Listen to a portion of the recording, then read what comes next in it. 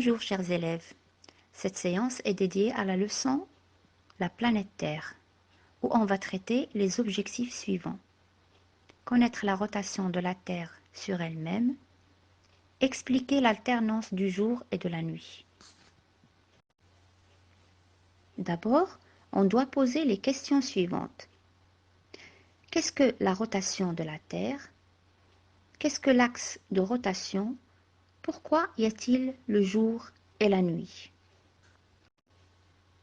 Premièrement, qu'est-ce que la rotation de la Terre? La Terre tourne sur elle-même en 24 heures. Ce mouvement que la Terre effectue autour de son axe s'appelle une rotation. Deuxièmement, qu'est-ce que l'axe? Alors, on donne un exemple. On prend une orange et on fait passer une baguette au milieu. On obtient l'axe de l'orange. En réalité, rien ne traverse la Terre ainsi. Son axe est en effet imaginaire entre les deux pôles. L'axe de la Terre est incliné d'environ 23,5 degrés par rapport à la verticale. Troisièmement, pourquoi y a-t-il le jour et la nuit? Alors, observez l'image. La partie de la planète qui est devant les rayons du soleil représente celle où se trouve le jour. Quant à l'autre partie sombre, elle est noire, bien sûr l'autre côté elle est sombre et noire, qui est derrière les rayons, c'est là où il fait nuit. Alors, c'est la rotation de la Terre autour de son axe qui cause l'alternance du jour et la nuit. Donc, il y a le jour et nuit se succèdent, un après l'autre. Nuit et jour. Donc, il y a jour et nuit qui se succèdent. Maintenant, passons aux fuseaux horaires. Qu'est-ce que c'est les fuseaux horaires?